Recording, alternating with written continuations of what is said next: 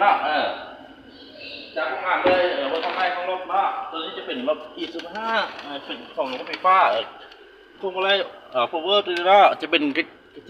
แจรีโมทเนาะปุ่มสตาร์ทเป็นกล่องถอยหลังเซ็นเซอร์ทางหน้าทางหลัง360ตัวนี้เนาะรถงามของดิสานของพวงเดี๋ยวเจ้า